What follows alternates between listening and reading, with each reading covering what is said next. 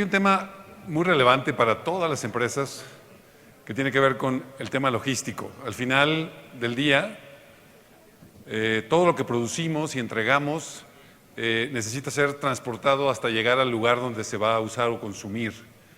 De manera que aquí hay otra vez una fuente de muchas cosas nuevas que podríamos hacer, y para hacerlo y para que alguien nos platique un poco de ello, invitamos a Antonio Herraz, presidente, director de DHL Express México, con una amplia experiencia en el sector. Antonio es ingeniero industrial en la UNAM, tiene maestría en ingeniería industrial, en finanzas, ha estudiado también en Florida, en Kellogg Management School, y tiene una gran trayectoria dentro de DHL. En 2003, si no entiendo bien, Antonio, ha trabajado en México, en Miami, en Colombia, en varios países, hasta que hoy es director de DHL Express y tiene proyectos interesantes, cosas que han estado haciendo con tecnología, yo creo que nos vas a enseñar mucho. Antonio, te agradezco mucho que estés aquí. Gracias por la invitación. Y sin más preámbulo, Antonio, Muchas gracias. Adelante. ¿Vamos?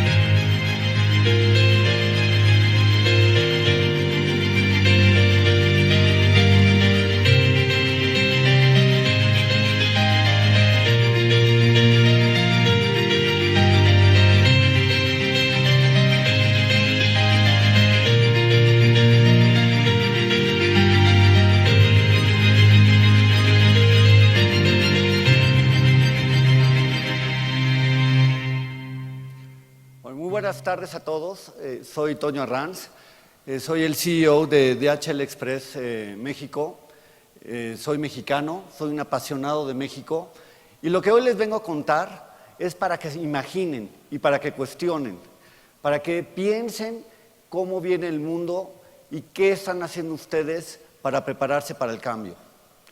El cambio está ahí.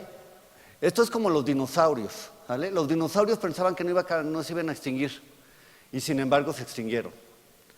Hay que pensar que el mundo está cambiando rápidamente y hay que entender dónde están cada uno de ustedes en ese cambio. ¿Están preparados? Vamos a hablar de lo que nosotros le llamamos Industria 4.0. Industria 4.0 es un término bastante fancy o bonito para hablar acerca de todo lo que está cambiando en la industria. Entonces empecemos. Vamos a ver. Primero, ¿qué es cadena de suministro? Porque si no entendemos qué es cadena de suministro, difícilmente podemos hablar de logística y de todos los cambios.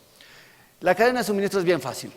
Hay un proveedor, que muchas veces pueden ser ustedes, y hay un consumidor o cliente final, y en el proceso hay distribuidor, empresa, canal de distribución, y por los últimos 100 años hemos conocido al mundo de esa manera.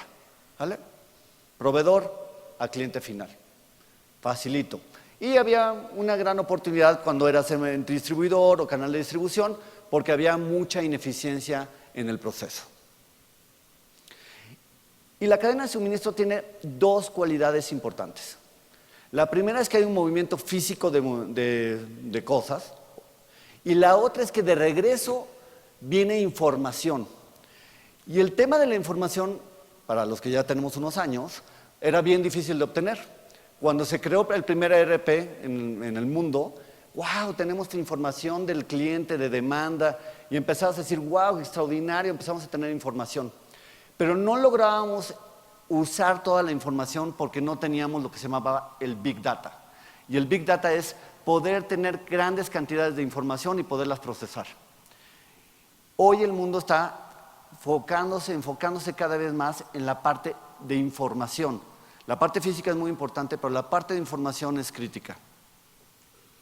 Entonces, ¿qué es la logística? Pues la logística es bien sencillo. Es cómo mueves las cosas del que crea el producto al consumidor final.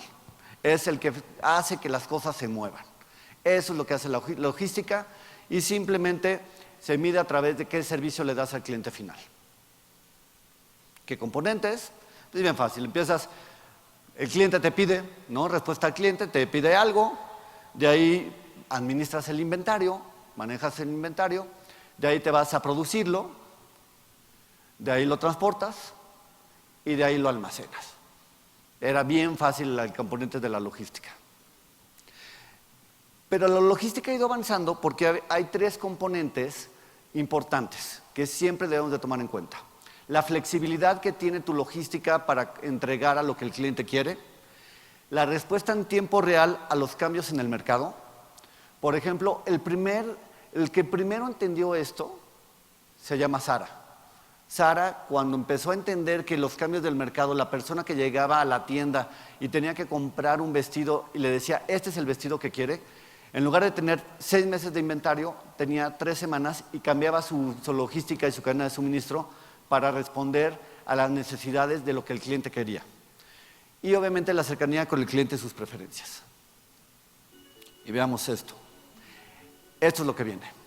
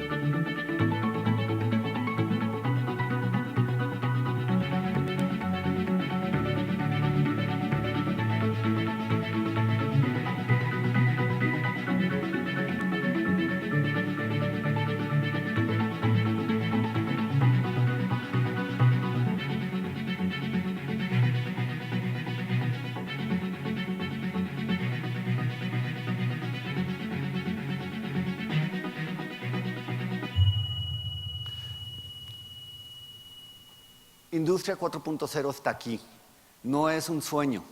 Tienen que ver que ya existe, ya está transformando el mundo. Entonces vamos a platicar un poco de ella, pero ahora sí pónganse el chip de imaginar. Imaginen cómo cada una de sus industrias va a ser afectada, cómo tienen que ustedes transformarse. Para poder evolucionar uno tiene que imaginar, esa es la parte importante. Entonces empecemos. La cuarta revolución industrial se enfoca en tecnología. La tecnología a través del World Wide Net, ¿no? El WWW, o la red, como le llaman. Y entonces, ahora todo está en el cloud, ¿no? Entonces, la primera pregunta que yo les haría, ¿su compañía ya está en la nube o no? Si no está en la nube, ¿por qué no? ¿No? La primera pregunta. Porque la nube hace que todo sea mucho más barato y haya muchísimo más información. Entonces, estás en la nube y luego los grandes creadores de este rollo empezaron a decir, bueno, es que todo tiene que ser virtual. Y en el 2000, la crisis del 2001 del e-commerce, fue porque pensaban que todo tenía que ser virtual y no existía la parte física. Y aprendieron a la mala, perdiendo muchos trillones de dólares, que la interacción entre el mundo real y el mundo virtual tiene que existir. Y entonces ahora se está trabajando muchísimo entre cómo el mundo virtual y el mundo real interactúa. Y ahí es cuando se crea Industria 4.0. Porque en Industria 4.0 utilizas información con elementos físicos para mejorar la producción, o para entregar, o para hacer cosas distintas. Entonces, ahí viene lo que nosotros le llamamos el Internet de las cosas. Hace 10 años era difícil pensar que todas las cosas que estuvieran a nuestro alrededor pudieran transmitir alguna información. Sin embargo, hoy todos ustedes traen un celular. Y entonces al traer un celular estás transmitiendo información constantemente. Los refris. Si tú compras hoy un refri nuevo, ya está transmitiendo información. Las estufas. Todo está empezando a transmitir información. Ustedes espero que ya hayan visto a Google, ¿no? A Alexa, ¿no? a Google. Todo es a través de información que se transmite y te permite en tiempo real saber qué está pasando. Entonces, la logística en la industria 4.0 tiene muchos componentes, pero hay 4 específicos en los cuales estamos trabajando. En la robótica, y ahorita vamos a ver algunos ejemplos. Antes pensábamos que la robótica tenía que ser una planta industrial gigantesca donde metías robots de millones de dólares y entonces te servía para que no hubiera humanos. Hoy la robótica en la logística estás interactuando entre el humano y el robot. Está transformándose. Muchísimas compañías de e-commerce en el mundo, hoy las bodegas las tienen a través del robot. Sería imposible entregar y preparar tantos millones de paquetes en una noche si no tuvieran robots que estuvieran ayudando al ser humano a preparar las entregas. Entonces hay un tema que se llama cooperación hombre-máquina, en el cual el hombre y la máquina interactúan constantemente en lo que le llaman un plan colaborativo. Luego tenemos en la parte de proveedores, en la cual tenemos obviamente sistemas de producción ya mucho más avanzados, con mucho más información flexible, en el cual te permite cambiar la línea de producción en menos de 8 horas, dependiendo de qué demanda necesitas. Y ahí todo depende de la información que estés recibiendo constantemente. El otro gran enfoque es sensores, lo que les platicaba, el Internet of Things. En el Internet of Things, todo el tiempo los sensores te están mandando información.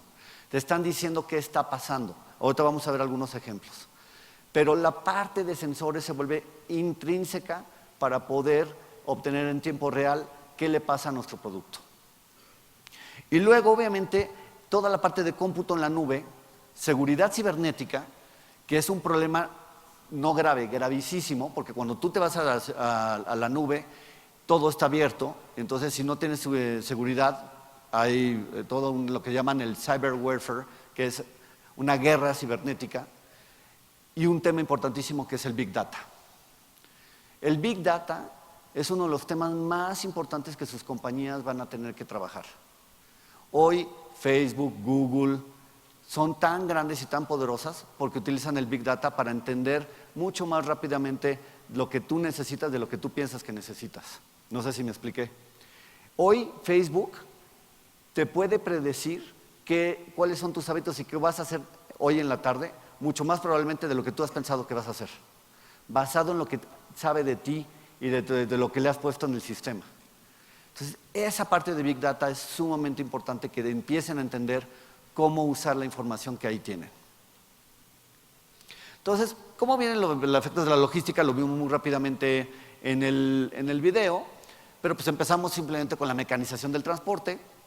Inglaterra, ¿no? Empezábamos con el vapor, luego el tren, la gran transformación, que interesantemente México todavía parece que en algunas partes todavía estamos en logística 1.0, no estamos muy atrasados en esa parte, pero tenemos que irnos moviendo. Luego, obviamente, nos fuimos a logística 2.0, en el cual ya empezamos a automatizar toda la parte de distribución y toda la parte de almacenaje y cómo lo movíamos. Pero fíjense las edades, ¿eh? O sea, la logística 2.0 viene de 1970. No, y México lo que le ha pasado es que todavía hay cosas que no hemos cubierto ni siquiera de los principios del siglo XX. Esa es la parte delicada que México tiene. Cómo hacer una recuperación rápida de ese tiempo. Luego la logística 3.0, en el cual hablábamos de Warehouse Management System, Transportation Management Systems. Ya son cosas del pasado. Eso ya se da por hecho que lo tienes. Si ustedes no lo tienen, pues están atrasados 20 años. Eso ya está, ya en el mercado se da por hecho. Y ahora lo que está de moda es el uso del Internet of Things. Poderse comunicar constantemente con su paquete, con lo que está pasándole, la temperatura, si se dañó o no se dañó, retroalimentación de la línea de producción, de la bodega. Ahí es donde estamos hoy. ¿Vale? Entonces, la primera pregunta que se tienen que hacer es, ¿dónde están hoy ustedes? ¿Dónde se sitúan? Y depende de dónde se sitúen, pues van a saber si son competitivos o no. Entonces, vamos a hablar de logística 4.0, que es la parte que me gusta de imaginar. Disclaimer, o como le llaman los americanos, disclaimer, que significa pequeña nota, ¿vale? Lo que van a ver hoy no es lo que va a ver en 3 años o en 5 años. El mundo está evolucionando tan rápido que lo que hoy les enseña aquí muy probablemente no va a ser lo que termine produciéndose o haciéndose en masa. Eso es simplemente un abrebocas, ¿vale? De lo que está pasando en el mundo. Entonces, lo que hicimos en DHL es la compañía de logística más grande del mundo, tenemos 500,000 empleados, vendemos 60,000 millones de euros al año, 220 territorios, y estamos muy preocupados de qué va a pasar en el mundo, ¿no? Entonces, creamos un radar de tendencias de logística, en el cual tomamos expertos, clientes, megatendencias y microtendencias para definir grandes cosas que pasan. Y es lo que viene allá abajo, no lo van a leer, pero hay 50 cosas que pueden estarnos cambiando desde blockchain hasta robots, coches autónomos. Me tardaría 3 horas en explicarles los 50, entonces escogí solamente algunos de ellos para irles platicando. Ahí está. Entonces vamos a platicar un poquito de ellos. Y obviamente él viene de largo plazo, mientras más fuera estás, es un tema de qué tan cercano está, y de la verdad, la posibilidad de que se implemente, ¿no? Entonces, por ejemplo, pueden ahí leer que viene, ¿no?, la parte de energía inteligente, ¿no? ¿Cómo va a ser la energía? ¿Qué tipo de energía vamos a usar? Ecológica, no ecológica, de carbón. Vamos a platicar un poquito de eso. El Big Data, ven, ahí está súper cerquita, ¿no? Un tema que ahí ven pegadito que dice Convenience Logistics. Ese, por ejemplo, es poder entregar mismo día, siguiente día, cuando el cliente quiera, que está ahí por la parte de e-commerce. Entonces, vamos a entrar un poquito más a detalle. Vamos. Entonces, el primero que me encanta poner, porque es el que, como que el más a pantalla, es el de los drones, ¿vale? El primer dron que hizo la compañía es un dron que hoy tú ya puedes comprar en la tienda y te vale $150, un Parrot, ¿vale? Ese Parrot que tú ya lo compras es el primero que diseñamos y hoy ya está a la disposición de cualquiera, ¿vale? Ese obviamente que ven ahí cuesta una lana, ese sí cuesta un billetote porque es un dron de este vuelo, y este dron tiene una inteligencia bien padre porque es como un helicóptero. Entonces despega. Hoy va en Alemania, digamos, de la parte peninsular a una isla, y cuando aterriza en la isla, lo que hace es que no interactúa con un ser humano. Lo que hace es que llega a una base, trae un paquete abajo, lo toma y se va a un locker. Y entonces, la persona que está ahí simplemente lo toma y lo busca y recoge su paquete. Los- Varias cosas de los drones, ¿no? que necesitan saber. Primero, va a haber, como el coche y como todo lo que se fue implementando en el mundo, no hay reglas para los drones.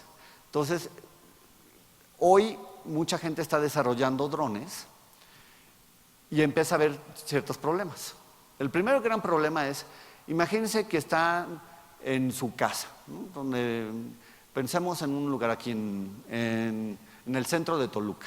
Y en el centro de Toluca resulta ser que de repente se cruzan 5 drones. Cuando hay un solo dron no tienes un problema. ¿Qué pasa cuando hay 5 drones cruzándose? ¿Quién tiene preferencia y quién no tiene preferencia? Y ahí entonces empiezas a tener que hay que poner reglas. ¿Y quién va a definir las reglas? ¿La Secretaría de Comunicaciones y Transportes? No creo. No creo que esté tan avanzada para pensar en esto. Entonces, empiezas a crear problemas de autoridad. Porque el otro tema es, un dron de este vuelo te puede cargar 150 kilos. ¿Qué haces con un dron de 150 kilos? Puedes poner una bomba. Imagínate que ya lo intentaron con Maduro. Con Maduro ya lo intentaron asesinar poniéndole un dron. Mucho más chiquito, obviamente, pero ya lo intentaron. Entonces trae implicaciones muy fuertes. ¿Dónde creemos que esto va a empezar a tener gran éxito? Donde la infraestructura es extremadamente cara para implementar. Pongamos un ejemplo. África. Imagínense que están en Nairobi, Kenia, y a 30 kilómetros hay una población. Y hacer la carretera que va de Nairobi a esa población cuesta $50 millones. Te sale mucho más barato poner un ejército de drones atendiendo la necesidad de medicina y de cosas urgentes que hacer una carretera de $50 millones. Ese tipo de cosas van a avanzar rápidamente. Y obviamente quien está trabajando muy fuerte en esto, y por eso estamos nosotros ahí, es la parte del e-commerce para entregar paquetes. Pero ese es el sueño, ¿no? Hoy en Estados Unidos, por ejemplo, otro de los problemas que tienen es que si está en tu vecindario y te pasa un dron, hoy tú tienes derecho de darle un escopetazo. Y entonces ya pasa en Estados Unidos que hay drones que los tumban porque pasaste por enfrente de mi casa. Entonces tienen que existir leyes en las cuales te digan, oye, ¿a cuántos metros te voy a dejar pasar? Porque imagínate que tú te estás bañando y de repente te pasa un dron, pues no te gusta, ¿no? O sea, pues espérame tantito, quiero privacidad, no, o sea. Entonces, tiene que existir todas esas reglas que hoy no existen. Por lo tanto, drones vienen, pero no va a ser como hoy se los presentan. Va a haber una transformación fuerte sobre este tema. Luego, autos híbridos. Siempre digo que hay gente extraordinaria que hace cosas extraordinarias y que transforma el mundo. El auto híbrido es algo que el mundo necesita urgentemente, ¿no? El coche eléctrico urgentemente. Los híbridos simplemente utilizan una tecnología diferente a la de combustión. O usan combustión y electricidad, pero necesitas reducir la huella de carbono. Las grandes compañías, y espero que aquí, con el respeto a algunos que trabajen para las grandes compañías automotrices, se negaban a moverse para allá, ¿no? O sea, no, es muy cara la línea de producción. Nosotros, por ejemplo, en DHL tenemos una flota de 100,000 vehículos y le íbamos a cada uno de ellos y decíamos, oye, cámbianos a un vehículo eléctrico. No, es que la línea de producción cuesta $2,000 millones cambiar y no la podemos hacer, por 100,000 vehículos no vale la pena. Y tuvo que llegar un disruptor que se llama Elon Musk, que lo deben de conocer, que es el de Tesla. Y entonces el cuate empezó a crear vehículos eléctricos y al principio lo tacharon de loco y cuando ya vieron que realmente sí les estaba destruyendo la industria, ahora todas ya quieren moverse para allá. Y va a llegar. En México va a llegar mucho más tardado porque hoy los vehículos eléctricos tienen una parte de subsidio muy alto. El vehículo es mucho más caro que un vehículo normal. Entonces, o el gobierno te pone impuestos fuertes para que lo uses, o el gobierno te da dinero para que lo uses. Donde va a venir el cambio brutal, y eso lo tienen que ver que México en algún momento va a llegar, es que Londres, para cumplir con los tratados de París acerca de la contaminación, decidió que para el 2030 no va a dejar tener coches de combustión, va a ser puro coche eléctrico. Eso va a transformar el mundo. Imagínense que de repente en la Ciudad de México dijeran, ya no hay más coches eléctricos para el 2030, coches normales para el 2030. Transformaría. Entonces, esto viene, y fuertemente. ¿Vale? Bueno, el coche autónomo es, podríamos platicar horas con el coche autónomo. Ese es también otro de los que nos mega encanta, ¿no? Porque todo el mundo le encantaría no manejar. Bueno, yo sé que a algunos les encanta manejar, pero la mayoría preferiría no manejar. Y tiene unas complejidades enormes, porque el coche autónomo no utiliza GPS. El GPS tiene una variación entre 1 y 3 metros de localización. Entonces, si tú utilizas el GPS para mover un coche autónomo, chocas. Entonces, el coche autónomo, como funciona, es que utiliza carreteras virtuales de información. A decir, chirrión, ¿cómo es eso? Bueno, cuando ustedes traen su celular y ustedes van manejando por la carretera, cuando pasan millones de coches por el mismo sitio, se van creando carreteras virtuales. Entonces, lo que hacen las compañías, como Google y todas las que están dedicadas a esto, van creando carreteras virtuales y obviamente tiene interacción. Entonces, lo primero que va a pasar es que tienen que crear carreteras virtuales para todos lados. El otro problema que tienen, que es bien interesante, es que cuando tú entras en un cruce, ¿cómo haces tú en el cruce? Tú vas con tu coche y se viene otro coche. Tú tratas de ver a la otra persona y depende de qué tan aventada sea la otra persona, pues te avientas, ¿no? Eso tiene que una computadora entenderlo. ¿Quién va primero y quién va después? Tienen que resolver esa parte del algoritmo. Y luego, lo que ya les pasó en Estados Unidos es, el coche es hiperinteligente, ¿no? Les dijo, frena, frena, frena, frena. El cuate no frenó, el que venía atendiendo, y la persona que se le cruzó, pues, como buenos, ¿no? como buenos humanos, dijimos, pues yo paso primero, y el coche autónomo atropelló a la persona. Y entonces se paró el tema. Porque siempre cuando vienen grandes innovaciones, vienen grandes problemas. Entonces tienen que empezar a ver cómo van a resolver el tema legal de si te atropella un coche autónomo, ¿quién tiene la culpa? Tú tuviste como humano la culpa, ¿qué pasa? Entonces va a haber muchos avances, pero también muchos retrocesos. Y lo que sí les puedo asegurar es que igual que cuando hubo el caballo y el automóvil, va a haber mucho tiempo que vas a ver coche autónomo con coche normal. Porque es muy difícil transformar de seco, completo, 100% a coche autónomo. Esta sí es súper importante y todo el mundo tenemos una responsabilidad.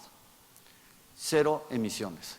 La compañía está comprometida a que en el 2050 tengamos 0 emisiones de todo lo que hacemos. Si no lo hacemos, vamos a seguir teniendo inundaciones y todo lo que estamos sufriendo, ¿vale? Es un tema gravísimo, porque además nuestro estimado señor presidente de al lado, ¿no? El señor Trump, quiere salirse del Tratado de París, y el Tratado de París es el que hace que busquemos reducción del CO2. Es un tema extremadamente delicado donde todos tenemos que trabajar y tenemos responsabilidad, no con nosotros, con nuestros hijos, porque si no lo hacemos vamos a tener problemas gravísimos. ¿No? Entonces, ¿no? Ya redujimos 50%, queremos otro 50%. Por ejemplo, hoy tal vez no lo sepan, pero hoy ya hay aviones eléctricos. ¿Sí sabían eso? Ya hay aviones eléctricos, chiquitos, avionetas, que ya están en prueba. Y muy probablemente para el 2040, 2050, ya Boeing y Airbus van a sacar los aviones eléctricos grandotes. Tenemos que irnos moviendo para allá. Y bueno, esta sí está en pleno. Esta sí está pasando todos los días, en todo momento, ¿no? Todo el tiempo te estás conectando con las cosas y te está pasando flujo de datos, te están dando información. Pero lo importante es qué haces con esa información. Pues qué bueno que tengo información, pero lo importante es que con esa información creas innovación, creas nuevas cosas. Y de ahí, obviamente, impactas en las personas. Todas las compañías están pasando por eso. Si ustedes creen que su industria no está pasando por eso, están como los dinosaurios, ¿no? Pregúntense qué está pasando, investiguen qué cosas hay con el Internet of Things que pasa en su industria. Por ejemplo, ¿no? Una bodega, simple y bodega, ¿no? Ya hoy con el Internet of Things, yo ya puedo saber en todo momento qué les pasa al inventario. Me dicen, bueno, pues es normal. Puedo saber si se dañó la caja. Puedo tener visibilidad en tiempo real, control exacto. Puedo tener una utilización óptima de los activos, saber dónde utilizo los activos. Y por ejemplo, hoy el mantenimiento predictivo es un tema de Internet of Things que va a transformar muchísimas industrias. Hoy hay montacargas que te pueden decir si van a fallar o no van a fallar. ¿Vale? Por ejemplo, vamos a la industria aeronáutica. Hoy, cómo funciona la industria aeronáutica es que la turbina tiene ciertos ciclos de vida y entonces sacas tu libro así de gordo. Lo sé porque yo tengo, la compañía tiene aviones, ¿no? Entonces va, checas, dices, 5,000 ciclos, 5,000 ciclos le toca hacer esto, ¿no? Y entonces le das mantenimiento preventivo y si falló, pues ni modo, falló. ¿Qué pasa si dentro de la turbina tienes un chip que todo momento te está transmitiendo información y te dice, oye, esto que creías que a los 5,000 ciclos iba a fallar, ya se aceleró el gasto y tal vez te falle en 4,000. Cambia dramáticamente cómo vas a hacer los mantenimientos. Todas las partes industriales están enfocándose en eso. Cómo asegurarse de que puedas hacer mantenimientos predictivos y no correctivos. El mantenimiento correctivo es mucho más caro que el predictivo. Entonces, si tú logras tener información en tiempo real de que tu máquina está dañándose, tú puedes ahorrar mucho dinero. Y hay muchas compañías que están trabajando en esto. Entonces, muy bien, vamos acá. En el transporte, pues obviamente todo el tiempo te está transmitiendo información, pero ahora ya no solamente es dónde estoy localizado, esto ya qué flojera. Es qué temperatura tengo, qué humedad tengo, si alguien lo abrió, ¿no? Checkpoints de que te dice qué está pasando, ¿no? Mantenimiento, que hay que asegurarse del mantenimiento, qué es lo que le está pasando. Entonces, toda la industria de transporte se va a transformar fuertemente a tener información de qué le está pasando a tu flota y vas a ahorrar mucho dinero en eso. El otro gran tema que tenemos es, tenemos un gran miedo hacia las máquinas, ¿no? O sea, las máquinas nos van a desplazar. Tal vez sí, tal vez no. Hoy lo que estamos viendo en la industria es que las máquinas van a colaborar mucho más con nosotros. ¿Qué significa? Hoy, por ejemplo, si yo quisiera quitar a un courier, que es el que me entrega los paquetes, pues difícilmente lo va a poder hacer un robot. Pero ¿qué pasa si en unos años el robot le puede ir diciendo cosas y lo puede ir ayudando en su proceso? Le va a ser mucho más fácil la tarea y voy a ser mucho más productivo. Entonces, las máquinas van a tener mucho más colaboración y eso es lo que le llamamos el Collaborative Tool, ¿no? Que ayuda a conectarnos con nosotros. Los robots colaborativos. Por ejemplo, ¿ustedes se acuerdan de la película Avatar? ¿Sí? Algunos no, porque unos han de estar muy chavos para haberse acordado de la película Avatar. Pero en la película Avatar, lo que sale es que tienes un exoesqueleto. El guate se ponía un exoesqueleto y hacía cosas. Acuérdense que Hollywood siempre presenta cosas que van a venir, ¿no? Siempre tienen esa gran capacidad. Hoy el exoesqueleto ya existe.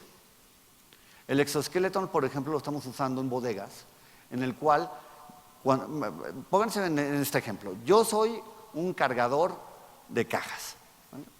Y tengo que cargar en 8 horas 5,000 cajas. ¿Qué pasa en tu primera hora? Pues vas bien, ¿no? Estoy bien fortachón y... ¿Qué te pasa en la segunda hora? Ya te empiezas a cansar. ¿Cómo vas en la octava hora? Fundido, ¿vale? Fundido. Pero ¿qué pasa si a esta persona le pones un exoesqueleto en donde la fuerza la hace el esqueleto y tú nada más, él se mueve? La productividad crece brutalmente. Voy a ponerles otro ejemplo, que ya pasa en la industria automotriz, en algunas plantas en Estados Unidos. Cuando tú vas armando un coche, la parte más difícil es cuando va pasando el coche y tú tienes que traer un taladro que pesa varios kilos y tienes que atornillar de esta manera.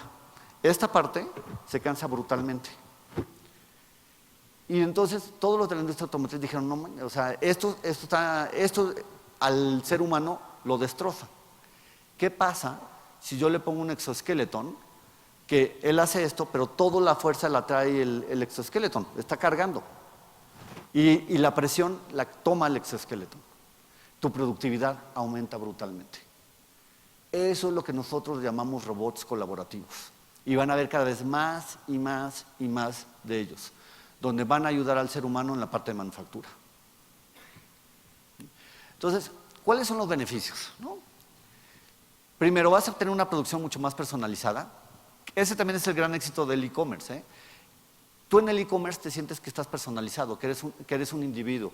Entonces tú vas a ser mucho más personalizado, vas a poder gestionar mucho más contra la demanda que te están pidiendo, vas a poder reducir stocks y almacenaje y obviamente optimizar las rutas, ¿no? Muy bien, vamos para acá.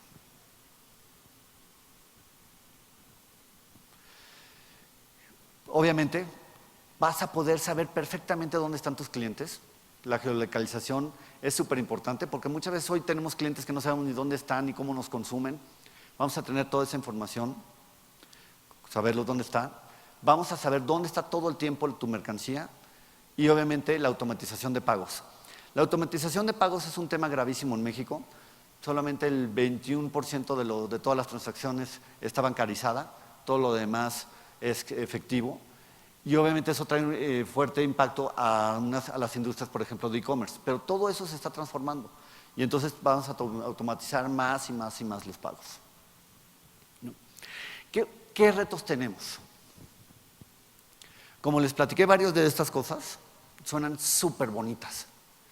Pero como empiezan apenas, pues algunas son caras. O sea, cada uno de los juguetes que les enseñé pueden ser muy, muy caros. Entonces, a veces los que le llamamos los que se adaptan rápidamente, lo que llaman en inglés los early adapters, o sea, los que se adaptan primero a la tecnología rápidamente, puede ser que la tecnología sea todavía muy cara y no tenga tanto beneficio. Entonces, ahí hay que entender qué tanto beneficio vas a tener. Un tema gravísimo que va a tener el mundo es, si hay un chorro de gente que necesita chamba, pero necesitamos gente calificada. Y es un tema bien grave porque hoy los modelos de educación que tenemos no van a funcionar como está moviéndose el mundo. Los modelos de educación van a tener que ser adaptativos. Cada 3 años vas a tener que adaptarte a nuevas cosas y a nuevas cosas. Y ese es un tema no grave solo para México, sino para el mundo, ¿no? Lo que les platicaba, falta de normas y regulaciones. Sí, qué bonito, ya tengo mi vehículo autónomo, ¿cómo opero con los demás? Ese es un tema muy fuerte, ¿vale? Y el otro tema que los europeos están muy avanzados en esto y muy preocupados es el manejo de datos privados. Y está pasando constantemente porque les decía de los hackers y de todo lo que está pasando es cómo yo me aseguro que mi información que está en el Big Data y que está en la nube no es usada en mi contra. Un tema bien delicado que ustedes también tienen que trabajar. Cómo la información de sus clientes va a estar protegida. Cómo van a cumplir con las leyes.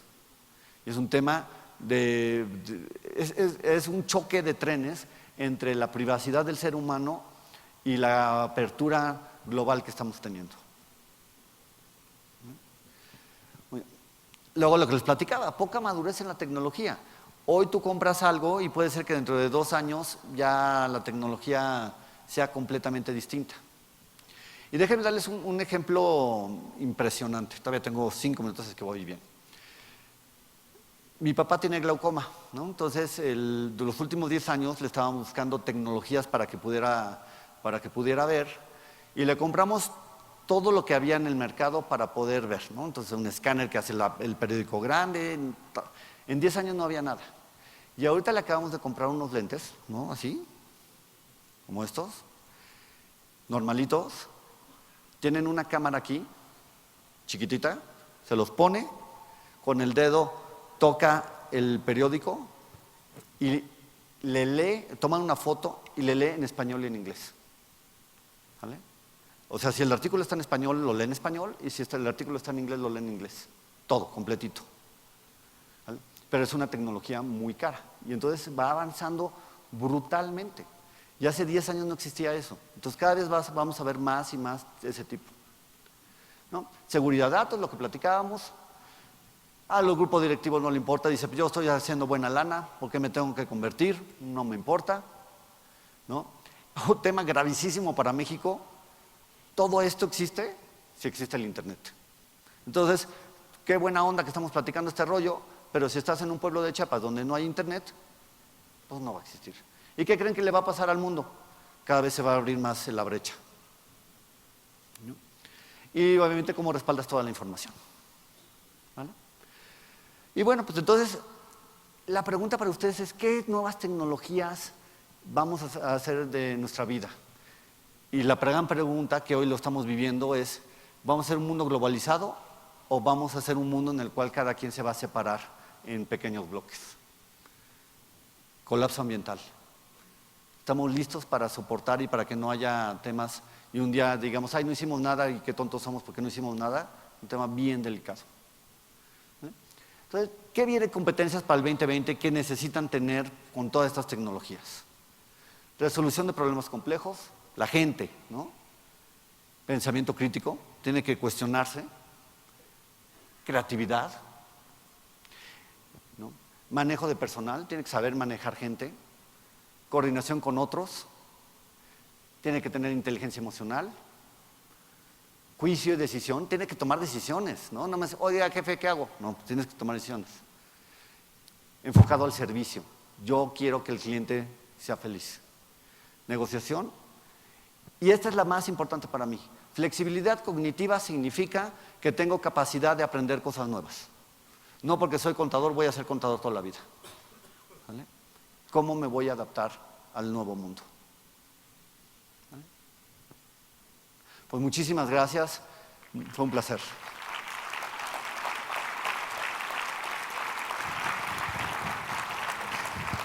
Muchísimas gracias, Antonio, por estar con nosotros.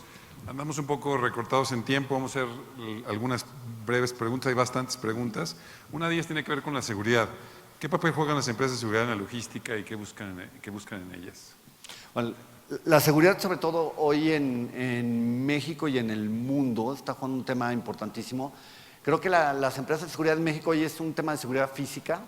Sin embargo, las empresas a nivel mundial se están moviendo mucho más a la parte, lo que les platicaba, de tecnologías de la información. Yo creo que las empresas de seguridad poco a poco se van a tener que ir adaptando a dar servicios más de evitar hackers, cómo evitar toda la parte de que se metan a tu red, obtengan información confidencial de tu compañía. Entonces, para mí las empresas de seguridad hoy en México están en la fase, digamos, logística 3, tienen que moverse a logística 4. Muy bien. Hablaste de cosas de IoT y hay alguna inquietud de cómo se arranca un proyecto de IoT, si hay empresas especializadas, cómo lo hicieron ustedes. A ver, yo creo que hay muchísimas empresas, startups en el mundo acerca de IoT. Tienen que buscar en específico de su industria, ¿no? O sea, porque el Internet of Things está muy especializado por industria. Entonces, yo lo que les recomendaría es, métanse a Google, muy probablemente muchas de las compañías van a estar en Estados Unidos o en Israel, que son los que están muy, muy avanzados. Canadá también está empezando a avanzar mucho y empezar a ver qué cosas existen de IoT para mi industria, ¿no?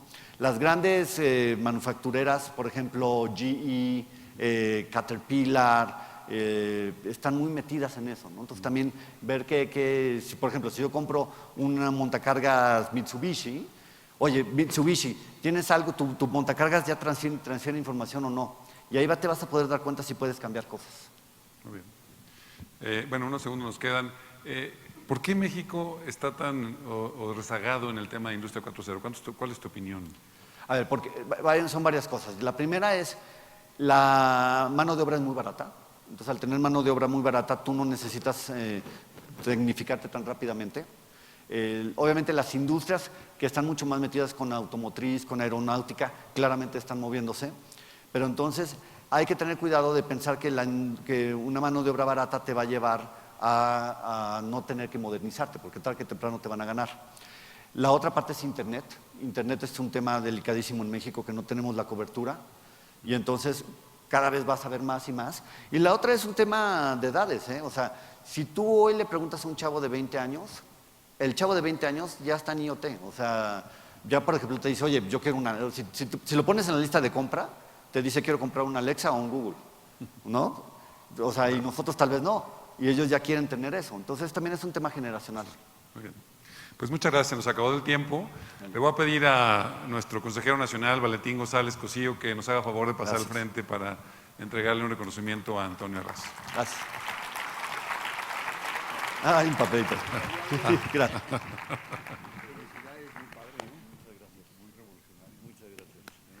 Muchas gracias, Antonio. Muchas gracias.